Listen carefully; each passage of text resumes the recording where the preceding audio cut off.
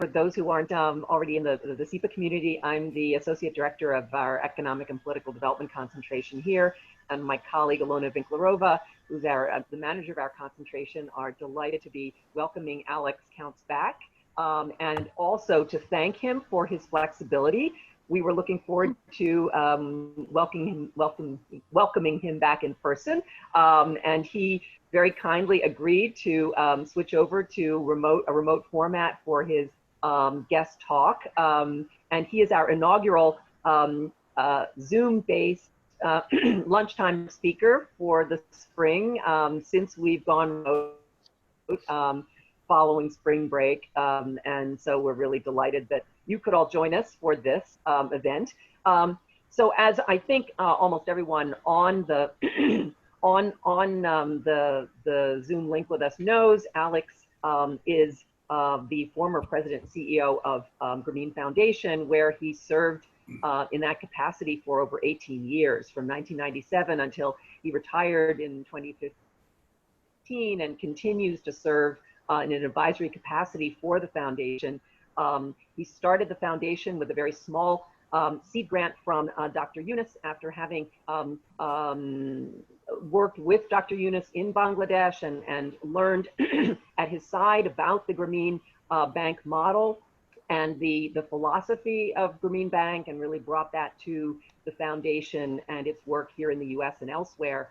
And Alex, since he had left the foundation, well, he built the foundation from that very small seed grant to be one of the leading voices in microfinance, but also more broadly in international development. And certainly the foundation continues to play a really pivotal role in all the work around poverty reduction, inclusive finance, and humanitarian assistance more broadly.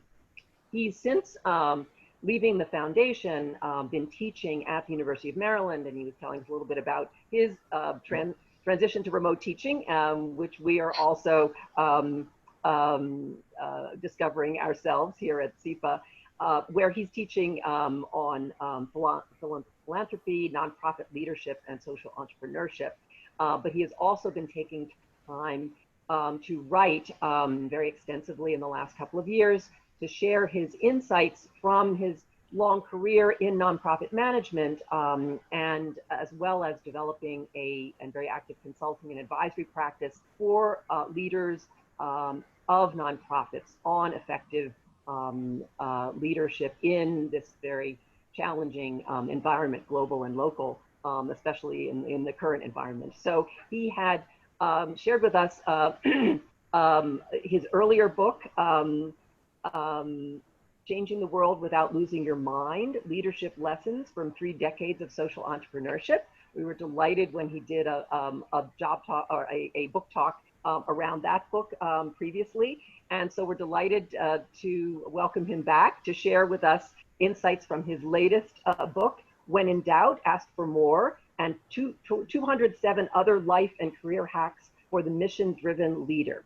So with that, we'll turn it over to Alex. I think he has some slides to share with us, and then we welcome anyone who would like to post a comment, reflection on the chat function, or which we will then keep track of, and after Alex has finished remarks, come back and invite you all to talk more about some of the comments you've shared. And then if anyone would prefer to raise a hand, either physically or using the raise hand function on Zoom, we'll get your reactions that way. So with that, Alex, and with Ilona's assistance, we'll turn it over to you for your insights.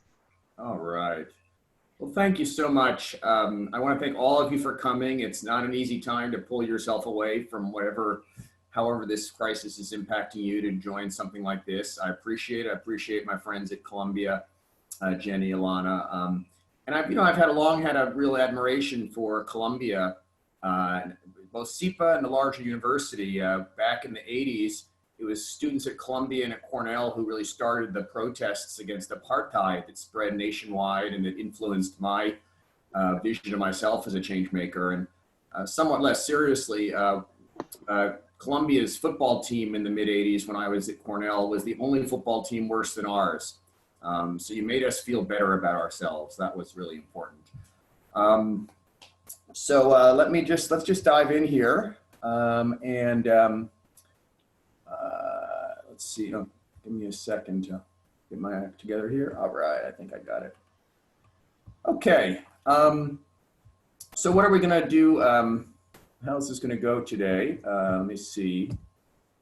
Why isn't that? So I'm going to basically right now just tell you what I'm doing, and then I'm going to tell you a little bit of how this is going to be different from a lot of what other nonprofit leaders will say in their speeches when I have. Talk about the elephant in the room. Tell you a little bit about this in the context of, one way to think about this is a conversation between myself and at different points in my life, and maybe encourage you to even think in those terms. Tell you about the arc of my life, 3 formative moments that help talk about both of these books. Then I'm going to go through fundraising, management, and self-care through a couple of stories. Then I'm going to talk about the way I present some of those things in the new book, When in Doubt, Ask for More. And in fact, I'm going to use that one of those 214 lessons, When in Doubt, Ask for More, to kick it off. Briefly talk about 9 other lessons, interact with you, and wrap up. Okay? And please stay in touch via my website, via my email, and hope to hear from you after this is all over. Okay, so what are when you think about the times you've heard nonprofit leaders speak, what do they say? What's the architecture of what they say? Some very different, but I'd say that probably 2/3 of them have something along these lines, and see what you think. One is they want to tell you that their cause is important, even more important than you think. Maybe you're already involved in their issue. Let's say it's climate change or animal rights, but I know you're involved. You think it's important. It's even more important. Get your attention. Then they're going to tell you that their organization is highly accomplished in battling this issue and has capabilities going forward that can help address this problem. And then that they have a plan for attacking it, and they need your help. Basically, you've probably heard lots of variations on that. What I'm going to talk about today is in presenting what I'm going to present is going to have a very, very different architecture. So if nothing else, you'll benefit hopefully from the variety. It's not, because I'm not going to talk about what I accomplished, but what I learned along the way. Often from humiliating failures, and sometimes from big successes. So the accomplishments will only come in if it's the kind of the vehicle for sharing the lessons learned. And I found, because I wrote a very long book and then I divided it into 2, that there were 2 distinct ways of sharing what I learned in nonprofit leadership. One is through stories. So there's a lesson, but I kind of build up to it by talking about what I did previously. And then I tried something new and it worked well or it didn't. And I learned something that affected me for the rest of my career and maybe how I applied that. And that was the story of my last book, Changing the World Without Losing Your Mind, where actually when I talked about it last year, the book was still about a month or 2 away from being published. So I was just testing out some ideas. And I ended up changing my author talk pretty significantly based on experience, and thank you guys for letting me work out the kinks last spring. And then I found that there was another way by just telling the lessons in usually 3 to 4 sentences about what I learned, the story of how I learned it, how I applied it, what were some of the downsides of it. Those, I stripped all of them out, and it turned out that I had 214 of those that were strong enough to be in this new book. And they were in these areas of board management, fundraising, leadership, people skills, personal wellness, public speaking, running a meeting. I can't see the last one there, but it's travel, kind of unusual. And I'll tell you one of the ones related to that. So that's the new book, and just came out about 2 weeks ago. It's been a little hard to get much attention for it for obvious reasons, but that's okay. It's there for the long haul. And so my two books, I'll just say, I was originally going to sell them after the talk at Columbia, but that's not going to work out so well since we're all remote. But you can buy them online today. I'd love it if you buy it, read it, review it online, and a small number, maybe 24 people, based on my last book, have kind of become unappointed but very welcome evangelists, just talking up the book all the time, or at least, you know, it seems like at least once a day. And that's really feels good as an author, and it helps move books. And but if you just want to take some ideas about what I say today, and dive into more free content on my blog, that's perfectly fine as well. Money is tight, and for all of us, and the future is uncertain. Okay. Well, there's an elephant in the room, isn't there? We have this coronavirus, and I see quite a number of you from New York. Makes our situation in DC look tolerable, at least for now. So I at least want to mention in passing, it's hard sometimes to think of anything else, and yet you all decided to and join us. I'm very grateful. And let me just tell you a couple things that I believe about this, grounded in some of the ideas in these two books. Was number one, you know, we're gonna come out of this. Society will return more or less to normal. Second of all, there's some things that won't return to normal. Some changes are going to become embedded in society as a result of this, and some will be good. We'll be happy that they changed, and some won't be so good. And the third thing I'd say is that each of us has the ability, individually and through groups and organizations we're part of, to help influence how quickly we come out of it, and of those changes that remain, which ones, hopefully more good ones and fewer ones that are negative. And I've written a few things about this. I won't go over them. I wrote on my blog kind of my coping strategies for the present crisis on March 25th. I compiled some resources. I had a blog post about something put together by the Chronicle of Philanthropy about nonprofits, resources for nonprofits, who was doing what, how people can help. And I basically just wrote about that resource, and it continues to evolve. It's terrific. And then more recently, I wrote about what I think the long-term opportunity for humanity is in here. So, check that out. I'm particularly pleased with that. Anyway, and those are all on my blog. Okay, so with your indulgence, if we can kind of set that aside, the story of the hour, and turn back to excellence in nonprofit management and some of the things that I've learned that you may find useful, which I think many of which can apply to other sectors as well outside of nonprofits. Okay. I should mention that this is a third of a series. In 2018, the spring, I went and I ruminated on my experience with collective impact. And then I came back and did this kind of preview of my author talk last year. And this year, gosh, I'm doing this talk on both the ideas in both books virtually, and I hope to come back in the future. And again, thanks to Jenny and Alana for converting this over to an online format. So if you're going to process what I'm about to say and what I've written in these two books and on my blog, it may sound like I'm telling you what to do and not to do. And because it's easier to express these things, less clunky to do that. But in fact, I think that would represent something kind of almost obnoxious. It would be really arrogant and presumption of me to think that my lessons, you should apply them. So the way to think about what I'm saying, again, is imagine that you're listening to 53-year-old Alex having a conversation with my 29-year-old Alex right before I took on my first leadership gig. And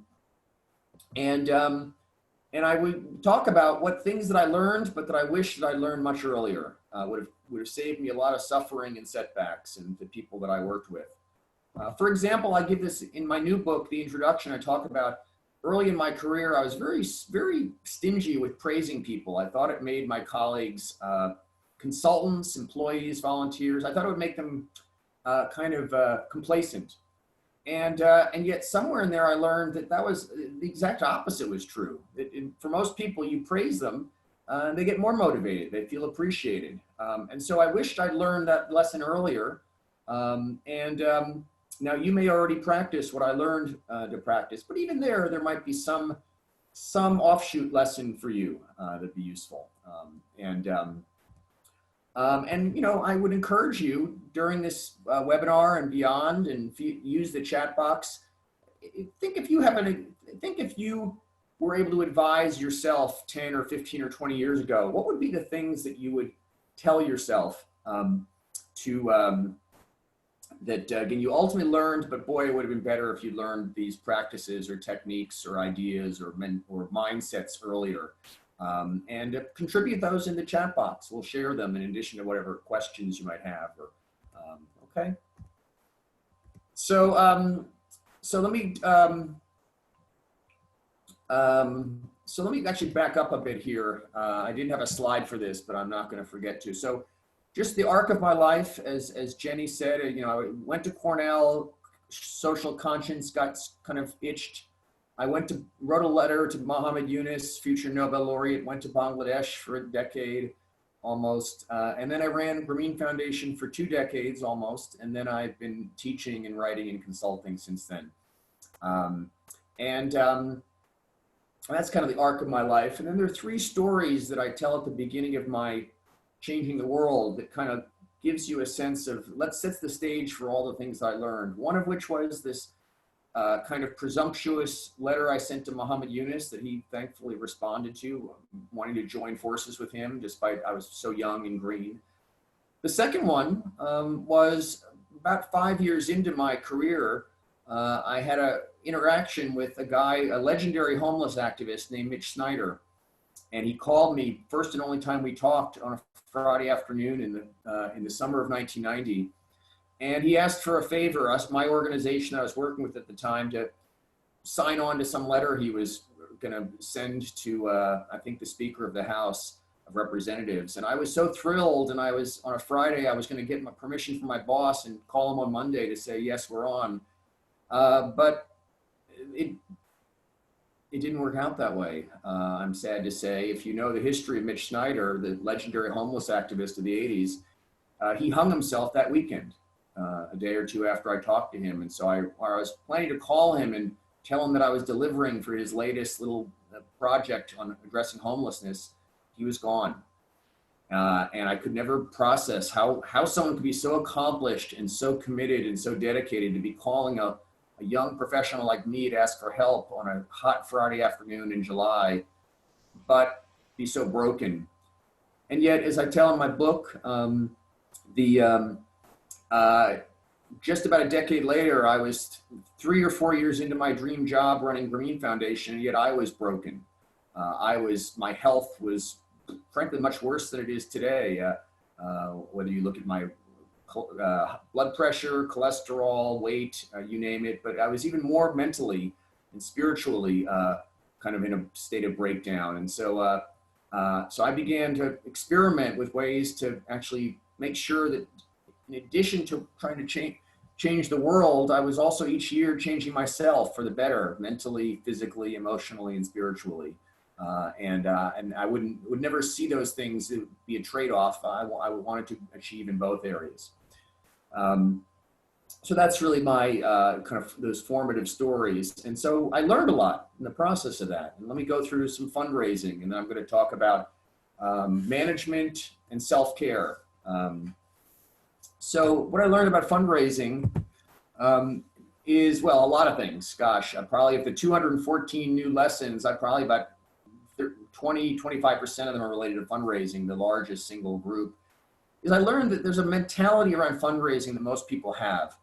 And if I had to summarize it just quickly, it's fundraising as a zero-sum gain or as a win-lose transaction, where you as someone with money, you have something that I want to take away from you. I want to make you have less money so that the cause that I care about has more, because I kind of run out of my ability to give it money. And I'm going to try to manipulate you and coax you into losing this transaction, which is to say giving your money to my cause. and use guilt, use whatever I can. And then at the end of the day, either you win, you hold on to your money, or I win. My cause gets it. And this mentality is so destructive. And it's why so many people don't like fundraising, resist it, have shame around it. In fact, the most common thing I've heard from volunteers over the years is, I'll do anything to support your cause. I love your cause, but don't ask me to fundraise. It's something I'm not good at, and I don't like it. And it's because people have this mentality. And think about the language we use around fundraising, which is that if you give this money, what do we say? What do we promise people? If you give money today, I won't hit you up for another year. Hit you up. It's almost like a violent act. But this infused the language. So I wish I could tell you that the alternate mindset where fundraising can be a transaction where 3 or even 4 parties win. I wish I could do it in a little 3-minute riff in this presentation. It doesn't really work. In chapter 7, I talk at length about how I adopted this mindset, and then I applied it with a woman, Jana McKinley, who gave us about $7 million over a decade. And in those transactions, she was as excited about it as I was, and still is. But take a look at there, but there's an alternate mindset, is what I'm saying. And again, it doesn't have to be that zero-sum win-lose mentality that I find so debilitating to fundraising. The other thing I'd say around fundraising is that, I'll say this through a story, is that I tell people, and I would tell myself at age 29, I said, Alex, don't ever, ever, ever, ever raise money apologetically or hesitantly. Don't do it. That's born, it shows lack of conviction. It's probably rooted in this debilitating mindset I just remembered. And I said, no, do it. And I tell the story that back when I was running Green Foundation, literally only for a few weeks, Muhammad Yunus asked me to raise $10.6 million for an important project in Bangladesh. And I couldn't almost meet payroll, a month into the future. But, when the big boss tells you to do something, what do? Yes, sir. And somehow I found myself a few weeks later in front of the head of George Soros's foundation. And I was presenting the project, not that well, but good enough.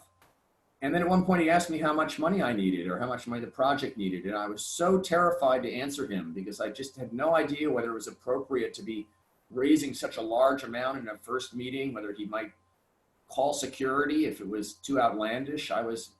And every part of me wanted to give him a kind of mealy-mouthed answer, apologetic answer to that question, how much money do I need? And yet a part of me knew that answering it directly and strongly was the only way. And I wasn't yet a good fundraiser. I wasn't yet a mediocre fundraiser, but I got this one right. And I said $10.6 million. And he wrote it down. And I was freaking relieved that he didn't toss me out of the room. Well, fast forward a year, we got our $10.6 million. 2, his wife, the foundation director's wife, was the vice chair of my board. And 3, he and his wife began making a $5,000 yearly donation, which George Soros would triple match, as I think he did for all of his employees. And that went on for more than a decade. And I maintain to you that if I had given a mealy-mouthed, apologetic answer to that critical question of how much money I needed, none of that happens. No $10.6 million, no Yvette and I are on our board as the vice chair, and no annual donation, which was basically $20,000 a year for more than a decade. Okay, let's talk about managing teams. In some of these talks, I talk about nonprofit governance and running boards. I'm not going to go through that. But we can return to that later in a way. But managing teams. So one of the things that I learned is, nonprofits deal with some of the most difficult issues in society, the ones that the other sectors of government, business, academia, religion, either they created those problems or in any case, they failed to solve them. And so we're left with the really tough ones. So there's going to be failure. And one of the things I learned as a manager, mostly through one of my board chairs, Susan Davis, who actually used to teach at Columbia, right? And is a good friend of many people on this call, I think. I learned just from common sense that as a manager, you reward success. Someone does something well, you give them a raise, a promotion, more responsibility if they want it, praise.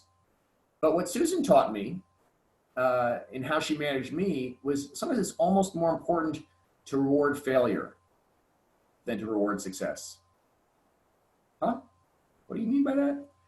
You know, it's interesting. The thing that I've learned is that people, when you give them a big project and they put together a plan that they think is flawless and they implement it and it bombs, they're normally very upset. But if you encourage them to really delve into that for their learnings, and it often takes people that are very smart to help them go through that. It takes some time to recover from the humiliation of the failure. But if they get to the bottom of it, they're going to learn some very fundamental things about how to improve as a professional and how they think about project management and undertaking things that are meaningful. And by the way, when you learn those lessons, unlike, let's say, a lesson I may throw out today that you're like, oh, maybe I'll try it. If a lesson that you learn, you realize would have prevented your failure from being a failure, you don't forget those lessons.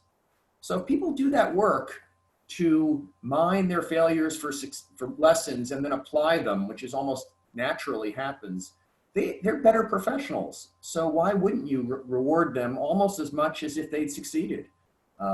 Anyway, I've been doing it for a long time, and I have a few regrets. The other thing that I would say about managing people, I'll share a little story about when I was running Grameen Foundation. I wasn't yet a good manager. My staff, at best, they admired me or admired some parts of what I was doing and attempting to do, and maybe my guts, if nothing else. But they didn't really like me. I wasn't a really likable boss. I was very demanding, very sparse with praise. I mentioned that before. But we were in a retreat, and I kind of ended up turning the tables on that, how they related to me. And it's through a funny little thing, the technique. And I talk about this technique in the new book as one of the 214 lessons.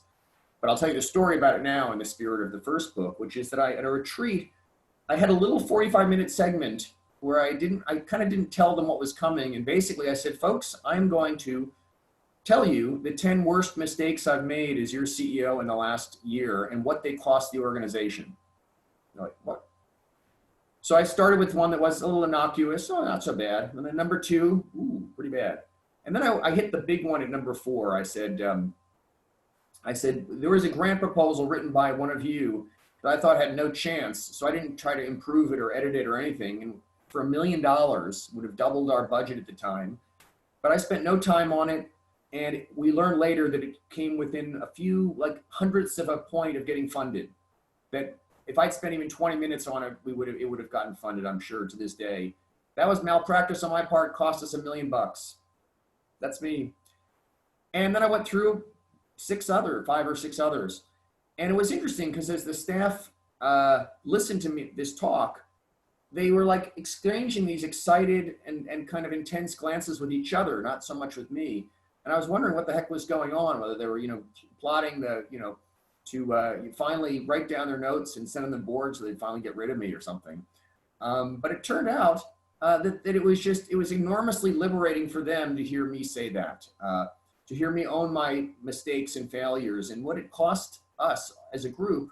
And I said, you'll never catch up to me. I've made more costly mistakes than you'll ever make. So why don't we just all put aside all the shame and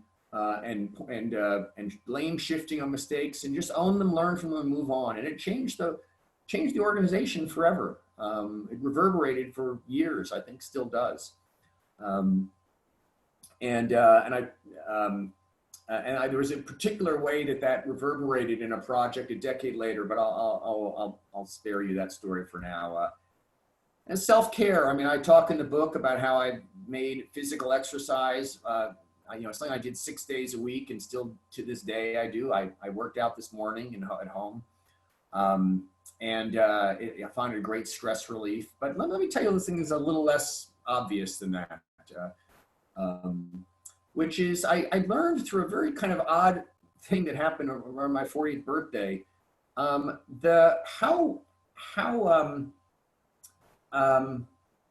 how important it was to me to always be doing something, usually a hobby that I was a novice or a beginner at. Something that I wasn't good at, and yet I would be around people who were, because I want to learn from them. And I think as we age, as you go into your 30s and 40s and 50s and 60s, most of what you do are things you're pretty good at. It's comforting, it's comfortable. But I learned and the way I learned it was, I walked into a bar and a band was playing, and they were playing music that was kind of an offshoot of bluegrass, which I would have thought was the last thing I'd want to listen to. But I just fell in love with their music, and I started asking them. I said, "How do I book you in my city? Let me talk to your manager. Who's your fan club president? I want to join the fan club." I was so excited, and they said, "We're musicians. We're poor. We don't have any of those things." Not knowing any better, I said, "I'll do it for free, just for the fun of it." And so I took on these roles without any qualifications at all. I was horrible at it. And yet that process, many of us are familiar with this if we try to learn a new language, if just stumbling terribly, but you kind of stop. It helps you not take yourself too seriously and not get complacent. And in fact, I found that by being a novice at one thing, it created that kind of beginner's or learner's mind, that humble mind, not just in that area where I was a novice, but in many other areas of my life. Because even though we have expertise in things, we can always get more. We can always take on that learner's self-development mindset, even in areas where we're competent. But I tended against it, except if I have something that I'm a novice at, it kind of activates that part of me. So I tell some of those stories about that, and then I list a couple things in the new book, including basically that very thing. Okay. So now let me shift before we kind of take questions and feedback and your own stories. These 214 discrete lessons, on page 227 is the title of the book, which is its own lesson, When in Doubt, Ask for More. And I just took a picture of that page. And it actually extends a little bit onto the next page. Most of the lessons are about half of a page. And you'll see this icon there. There are six or seven different icons based on the different categories of these. But let me tell you, here's what it says on those 2 pages. I'll just basically the lesson here is that most fundraisers ask for much too little because they're afraid of offending a donor. They're afraid of they'll get angry if you're asking them, and as a result, many times I've had donors come back and tell me, "So I would have given you $1 million, but you just asked me for 50,000." And anyway, I just decided, bank error in my favor, whatever. I decided to give you 50,000, but I would have given you $1 million. And then you add or subtract a 0, and that'll give you the kind of the range of those. But what I learned is that actually, if you ask in the right spirit, which is not being manipulative or desperate, if you ask someone for more than they're prepared to give, almost never are they offended. Often they're flattered. You think I'm that wealthy? Oh, that's great. I mean, I'm not, but right now. Wow. And then they'll often raise what they were planning to give you on the fly because they want to get closer to what you asked for. And so I add on to this tip. And again, in the other book, I go into this in some detail, but here I'm just boiling it down to a longer than usual, but still quite short message. And then I tack on some ways to talk about asking people for money that make it more comfortable for me, make the words come out easier, and that's then the kind of the second part. So that's an entire. This is page 227 and 228 of the book, and you can kind of link it back to some of the things I was saying more about fundraising, perhaps. So let me now give you a few more. I'm not going to put the whole lesson on there because, but let me just talk about some in a kind of a group. So some of these are very practical, tips for work travel. For example, one of the things that I learned is I said, I always pack exactly one more pair of underwear than I think I need. You know, there were enough trips where I'm like, I'm one short. So I just do one more. I also always throw in, if I'm checking bags, a Swiss Army knife, very useful, and workout gear. So those are just little, very, very practical. And there are quite a number about what I learned about traveling for work, which many, but not all nonprofit leaders need to do. Now, there's a couple here around crisis management, and I try to be somewhat relevant for today, although I kind of would think about more organization-specific crises, not macro crises. And one of the things I learned, I err on the side of being decisive in a crisis, and that has a place, but a lot of times, crisis comes, take a deep breath. I can't tell you how many times in my life that a crisis has turned out to be much, much less severe than I initially thought, even a blessing, or just different than what I thought.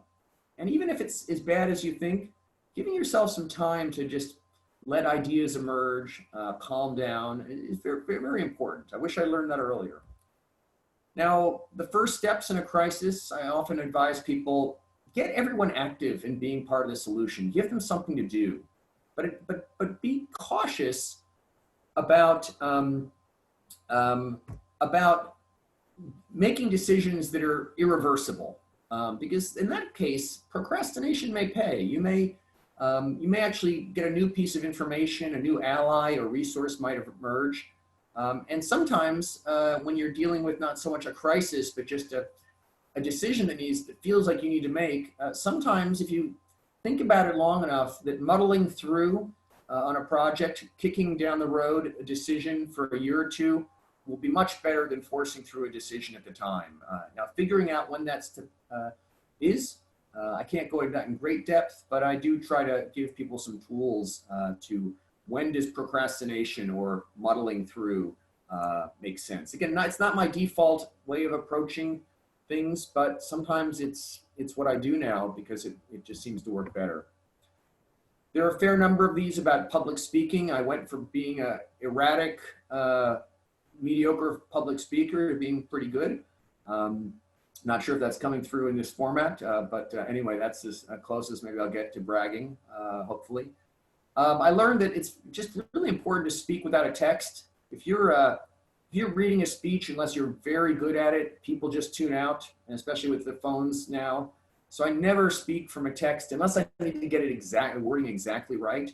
And I do bring an outline, but an outline is something to be varied from. I've thrown out entire parts of my outline on the fly because they didn't feel relevant, or I've elaborated on things.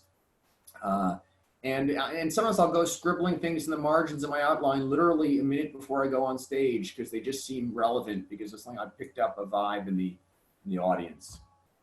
And again, I think avoid PowerPoint is the rule. When I give author talks, I have never used PowerPoint until today. But there are exceptions. And one of them is, I think, a webinar format. Another is if you're giving a speech to people who, the language you're speaking in is their second or third language. Having it something in writing may help them digest it. Renters, now this is more about on the management side. One of the things Susan Davis, who I mentioned earlier, taught me is she said their employees are going to have, some of them are going to be renters and some are going to be owners. The renters are people that are so bought into your organization and maybe your leadership. No, I'm sorry, owners. The owners are so bought in that they almost treat the organization as if they founded it. They sneak into the office late at night to fix the photocopier, and then go back home for a few hours sleep. But they're that dedicated. And she always said, you want to have some grace for the owners, their flaws, and also and just make sure especially the key teams you're part of, that there's a critical mass of those owners. But the thing I taught myself is that the renters, the people that, come and work for you for 3 or 4 years and then move on to take their career to a new direction, that they actually have some unique contributions. Owners sometimes are they've drunk the Kool-Aid so much that they can't even think outside the bounds. They don't want to criticize the organization or you. Renters, they're probably a year or two from leaving, so they'll just tell it like it is, and can be more kind of objective sometimes about the organization's strengths and weaknesses. Speaking ill of the departed, I was chairing a big meeting of my senior 30, 40 people in the organization, and there was a guy that we had and just ran one of our country programs in Africa into the ground, and he was not a pleasant person. And yet someone mentioned him in a very kind of negative way in this group. He'd since left the organization, and something in me said, no, that's not right. And I said, listen, I said, as long as I'm the CEO here, I don't want anyone to speak poorly about anyone who's not here anymore. They're not here to defend themselves. It's not right. If you want to speak factually, our revenue in that country went down, that's fine if it's relevant to but nothing, no gratuitous, joking thing, not the way we want to do it. And I since just adopted that as my core management rules, and hopefully it's still being observed. Hopefully I'm being extended that courtesy in Grameen Foundation, but I can't say for sure. And I think lastly, when some employees just don't work out. And oftentimes, especially nonprofits, your lawyers and HR people will just try to slow down the process of dismissing them to a standstill. And I just found I go much faster than my HR and legal advisors always counseled, because it's a big morale drain on everyone, including the failing employee, if they see that, and they usually do, to keep them around and to drag out the process. And I just learned that I go about double or triple as fast as my advisors want, but I do it in a way that respects the dignity of the employee, gives them a fair severance package, even though I'm usually not required to by law, and try to help them with outplacement. And basically I try to treat them as if I would want to be treated if I were in their shoes. And I've never been sued in any organization that I've led, and I've let a lot of people go, and a lot of people go faster than most people would have counseled. And have few regrets. And knock on wood, let's hope that continues. And lastly, I'll just say that one of the things I learned in a story I tell in the first book is that when you negotiate, I often walked in and I have a sense of what my leverage is and what their leverage is, who I'm negotiating with. And one of the things I learned in a story where I was taking direction from Professor Yunus, and he urged me to walk out of negotiations early on if they didn't agree to something. I thought it would be terrible. And they folded their hand immediately. And it just taught me that sometimes you have much less or more leverage or less leverage than you think. So remain curious, probe for areas where your assumption may be wrong, and you'll be able to adapt your negotiating strategy. So I'll just end here. What do I hope you do now? Share through the chat function some of your thoughts. Stay safe. Look out for others, help our civilization get through this and find some positive meaning. Try some of the things you heard today, explore some things in my blog. Buy these books, I love that. Use what you learn, let me know what you learn, get back to me, and review and promote the books and become an evangelist if you so choose. So anyway, thank you very much, and maybe Alana and Jenny, you can help see if there's anyone who's asked a question or contributed something to the chat box. Thank you so much, Alex. Well, I think I saw a couple of comments were posted. Yanis had a couple of comments, questions related to Big Door fundraising, fundraising from George Soros' organization in particular, also about soliciting for labor, time, and energy as opposed to money. And then Sarah Kalbus also asked about tips for fundraising in a developing country context where most people in the organization's networks don't necessarily have funds to donate. So perhaps we could start with those, and then we could open up, and maybe, since a number of people have joined us, you have quite a large audience now since we started, we could open it up for anyone else who either wants to raise a hand physically or using the use the hand function in the participants space on Zoom. Let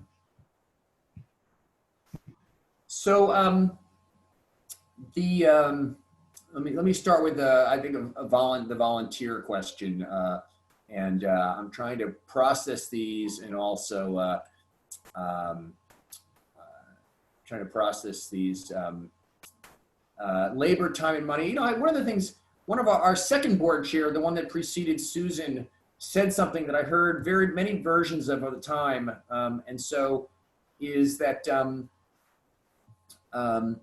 you know, don't treat, you know, I'm a successful businessman. Don't treat me like a human ATM who has nothing intellectual to contribute to what we're doing. And he'd be very blunt with me. It was one of his real gifts, Jim Sams.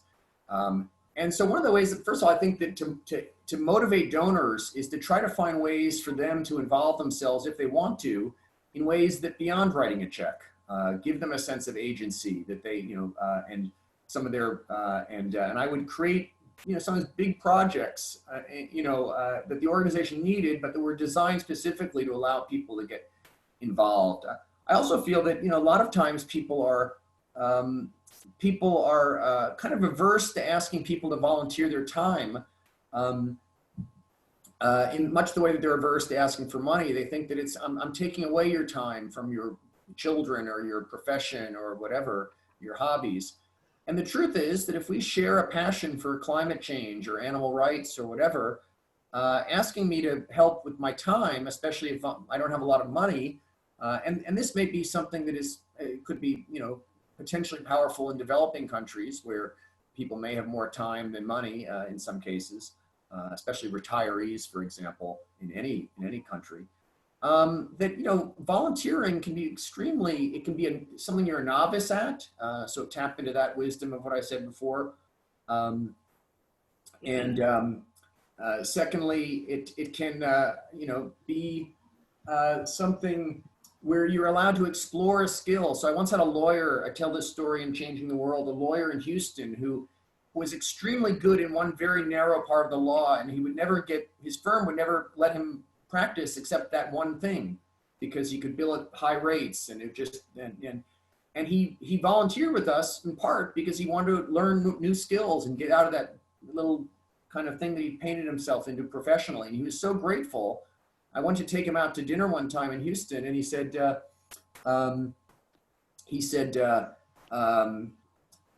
know, he said, I thanked him and he thanked me for basically opening up a whole new part of his career, experience that he got volunteering that allowed him to do things professionally for pay that he could have never gotten until he got experience through what we were doing.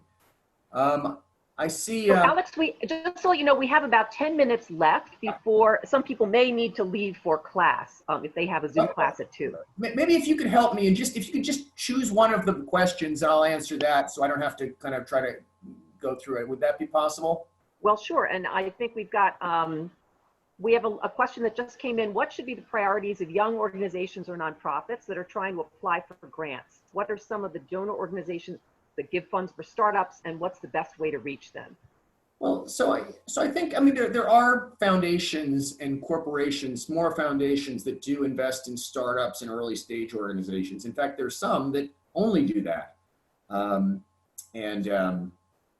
The Draper Richards Foundation, for example, is one that I just was reminded of recently. But the truth is that when people start in philanthropy and running a nonprofit, there's a tendency to think that the main funding sources for what I do are going to be foundations and corporations, or maybe government. And the truth is that if you look at private donations, 2/3 of them come from individuals. I always much preferred dealing with individuals and family foundations than dealing with corporations and foundations. Number one, you can usually talk with the decision maker. There's no committee.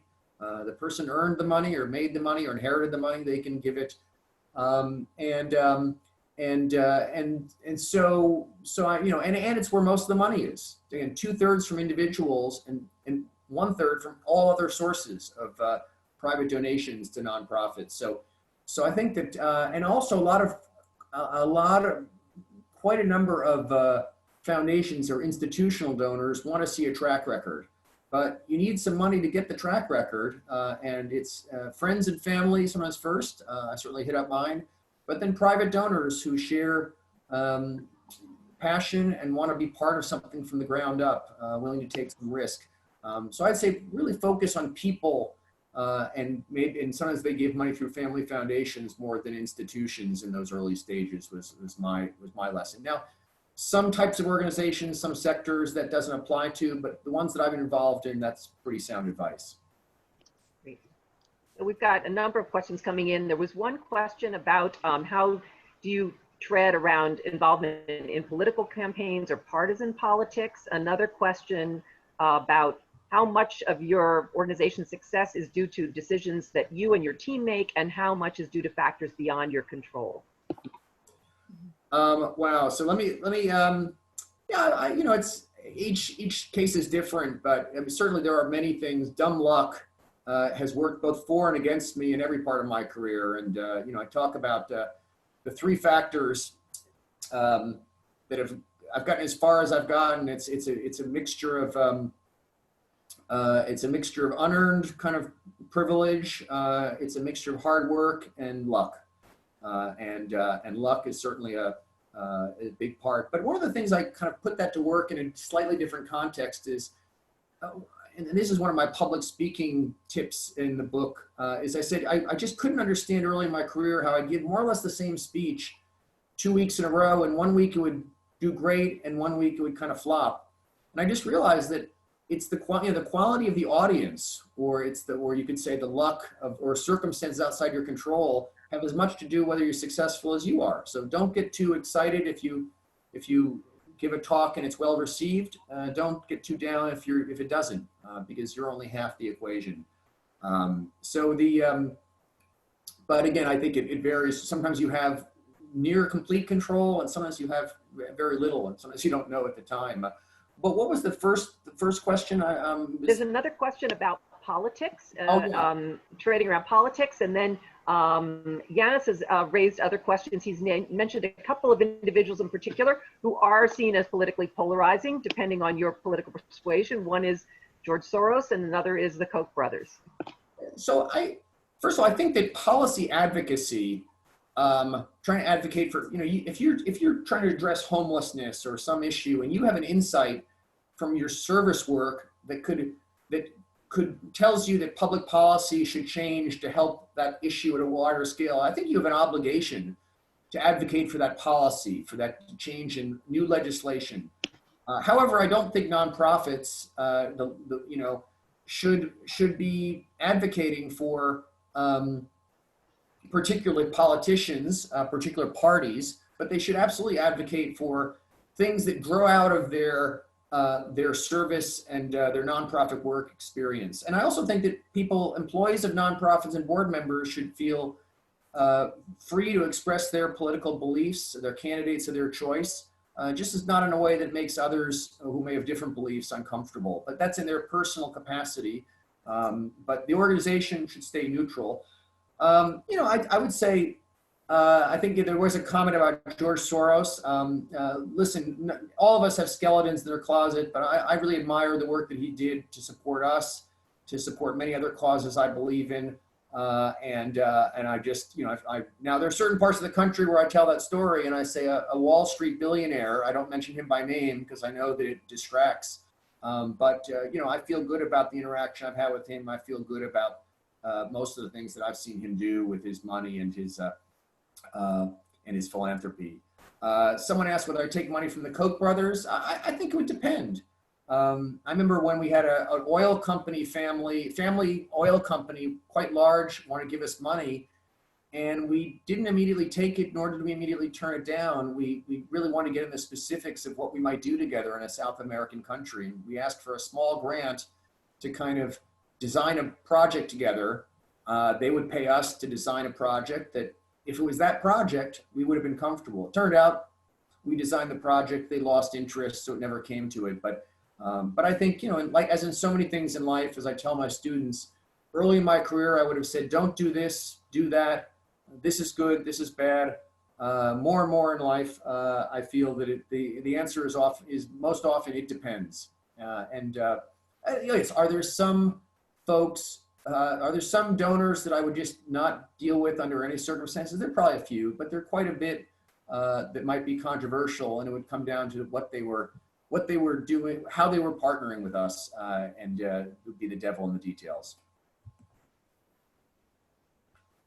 Well, with that, I think we've just about hit the almost exactly the 2 p.m. mark. Alex, you really you packed a lot in, both in terms of your own remarks and in responding to, I think, most of the questions on the chat in the chat line. I see one here, and thanks to you so much for sharing insights from your latest book and for responding to questions from the audience. Thanks so much to everyone who tuned in.